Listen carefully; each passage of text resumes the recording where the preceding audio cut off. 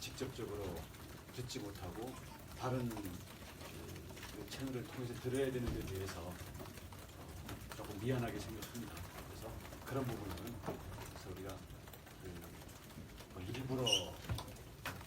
지역을 피하고 다른 데 가서 하는 게 아니라 사실 그런 이슈나 발언의 성격 자체가 좀 긍정적으로 크게 받아들여지는 이런 게 그래서 그런 것 같습니다. 특히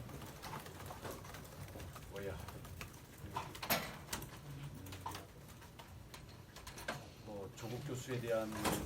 발언 같은 경우 제가 뭐 언론에 대보했다기보다는 워낙 저랑 가까운 관계이기도 하고 워낙 큰 이슈가 되다 보니까 저한테 이제 계속 이 질문들이 워낙 쏟아지기 때문에 제 개인 유튜브에서 보통 이제 라이브이기 때문에 여러분 아시다시피 라이브에서는 그 주간에 있는 피해갈 수 없는 이슈에 대해서는 댓글들로 올라오기 하기 때문에 간략하게 언급해서 가는데 그때는 얘기하다 보니까 톤이 좀 강했던 것 같고 근데 그 외에는 제가 그 부분을 가지고 계속 발언하거나 그러진 않습니다. 않지 않습니다. 그래서 그런 점에 대해서는 저의 입장과 소감이 그렇다는 정도로 던졌는데 워낙 이게 크게 받아들여져서 파장이 좀 컸던 것 같고 그다음 우리 야권 통합에 대해서 발언했던 것은 그게 무슨 비밀리에 일정도 아니고 이게 과거에 뭡니까 자유와 공화입니까? 그게 몇 월달이 4월달이었나? 출범식 때 했던 그 연장선상에서의 발언입니다.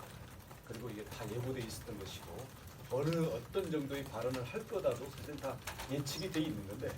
이게 당시에 역시도 크게 받아들여지다 보니까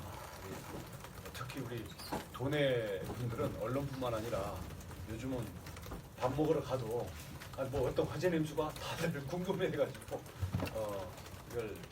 그러니까 행보나 거취 문제로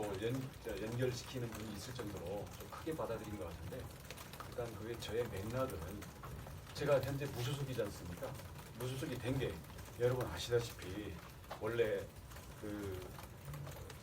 한나라당, 새누리당 이렇게 있다가 탄핵에 제가 찬성을 하면서 탈당을 해서 바른정당에 있다가 이게 미래당하고 바른미래당이 합당하는 과정에서 이 야권의 변화와 이 통합이 이런 식으로 기존의 이 국회의원들과 대선 출마했던 사람들이 이합집산하는 식으로 이게 진행돼서는 안 된다. 그렇게 해서는 잘 안 될 거다라는 그런 입장 속에서 저는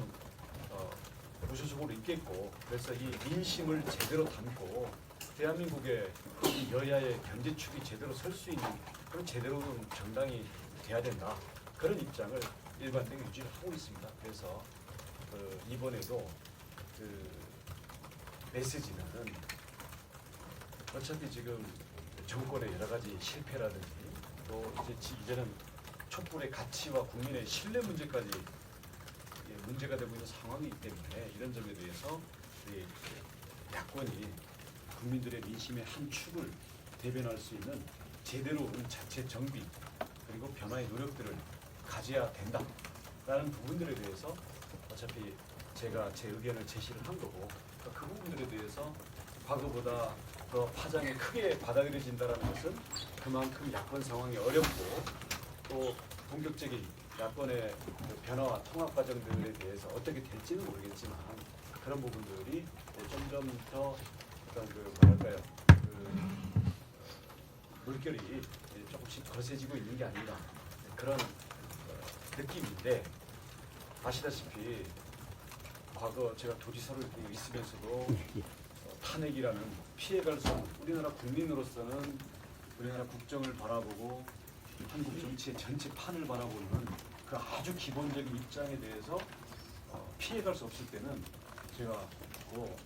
도정 질문에서도 그때 탄핵에 대해서 어떤 입장이냐에 대해서 계속 질문이 들어왔었고 제가 거기에 대해서 나름대로 명확하게 제 입장을 밝혔던 것처럼 저는 지금 상황에 대한 기본적인 저의 매립장도 피해갈 수 없는 거라고 생각을 하고요. 대신 이걸 가지고 뭐 구체적인 행보로 또는 거취, 특히 도지사직의 수행 여부와 직결되는 이런 문제로 연결시키는 것은 그냥 지나치게 앞서 나가는 그러한 추측이고 전혀 그런 뜻이 아니라 도정에 전념해서 제2공항을 비롯한 그리고 이번에도 그 도도 하수 처리장 문제 예산을 확보하기 위해서 정말 뭐 기재부라든가 아니면 각 정당 그리고 국회 이 부분들에 대해서 정말 발품을 수십 차례 팔아야 됐던 그런 과정이 있습니다만은 이제 그런 도지사로서 해야 될 기본적인 저의 임무에 대해서는 도정 전념을 해서 제가 아무튼 도민들과의 약속을 지키고 제가 완수해야 되는 그런 임무에 대해서는 조금도 소홀함이 없이 진행을 할 것이고 또 그렇게 일을 하고 있다. 그렇게 말씀을 드리겠습니다. 그리고 얘기 나온 김에 뭐 소소한 거라서 내가 굳이 얘기할 필요가 없다는 생각도 들긴 하는데 지난번에 그 봉계 매립장 관련해서 왜 그거를 안 만나주고 서울 갔느냐 이런 시각들이 일부 있으신 것 같아가지고 어떻게 됐냐면 여러분 아시다시피 그 봉계 매립장은 제주시가 모든 예산 집행도 하고 거기에 대한 인사권도 다 행사하고 있고 거기 주민협의체들과도 제주시가 그 협상의 당사자입니다. 그래서 저희가 이걸 피한다는 얘기가 아니라 제주시를 제끼고 거기 대책협의회도 두 군데가 있습니다. 소각동협의회가 있고 이제 매립장 협의회가 있고 또 봉계동에 주민자치위원회라든지 또 봉계동 여러 가지 지역 예산을 요구하는 부분은 그런 부분들이 있는데 각각이 전부 도지사실로도 찾아오고 제주시장과도 이렇게 협의를 하고 그러는데 그때 당시에는 이게 공식 협약에 대한 연장 여부가 문제였기 때문에 이 부분에 대해서는 그 협약의 당사자가 제주시장과 그 봉계동 그 매립장 대책위원회입니다. 정확한 그 위원회 이름은 따로 좀 확인을 해봐야 되겠지만은 그래서 실제 그 시장과의 관계 속에서 거의 내용적으로는 협의가 다 된 상태인데 그래서 저녁에 회의를 마치고 해산을 하려고 하다가 그 중에 한 분이 야 도지사 오래 내라 도지사 얼굴 방 우리 집에 가게 이렇게 해서 도지사를 오라고 밤에 연락을 한 겁니다. 저녁에. 그래서 도지사가 와야 자기네가 집으로 가겠다 그래서 저희들이 정말 그 부분에 대한 우리 내부 회의를 했는데 제주시장과 협의 실질적인 내용에 대해서는 다 이루어졌고 물론 그 내용에 대해서 제주도에서 뒷받침한다라는 우리가 이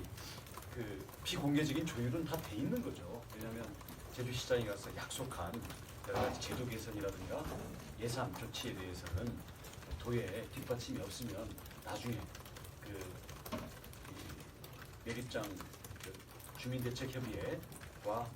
약속을 못 지키는 상황이 돼서 문제가 커지기 때문에 이런 부분들에 대해서는 저희가 긴밀하게 조율이 돼 있었고 또 그 조율을 위해서 저희가 기조실장을 현장에 보냈었습니다.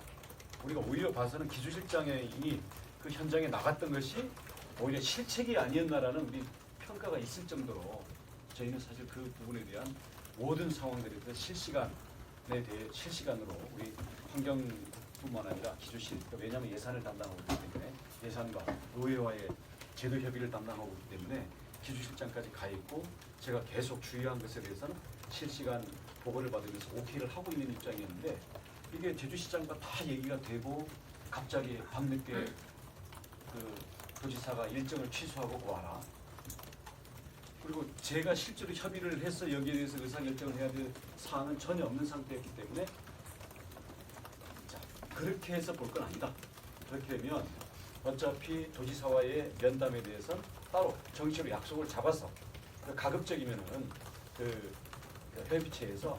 그 제주시장과 함께 그 협의된 내용을 가지고 도지사실로 와서 우리가 절차를 밟고 우리가 하자 이렇게 얘기를 했는데 그래서 그날은 결국 이틀 뒤입니까? 3일 뒤입니까? 도지사 일정과 조율을 해서 만나자 이렇게 됐는데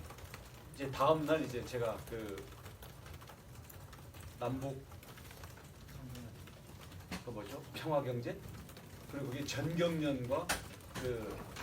남북 경제 협력체들이 협의하는 그런 내용이었고 거기에 제주도의 남북 협력 사업도 그 기관들과 협력을 받아야 되는 그런 상황이었기 때문에 취소할까 여부를 우리가 검토한 끝에 이건 갔다 와야 된다라고 내부 결론을 내려서 대신 서울로 출장을 가게 되는데 어저께 저녁 상황에서 수고했다라는 통화를 하고 가자 그렇게 해서 당시에 우리 그 대책위원장한테 아침에 전화를 했더니 대책위원장이 무조건 와라 안 오면 1인 시위하겠다 라고 사실 그 위원회 이야기도 아니고 위원장이 일방적으로 그렇게 해서 지금 공항 가면서 전화를 한 건데 안 오면 1인 시위하겠다 이렇게 해서 이 부분들에 대해서 저희가 이 부분에 대해서는 이미 이틀 뒤에 그 출장 일정을 끝내고 정식 면담을 갖도록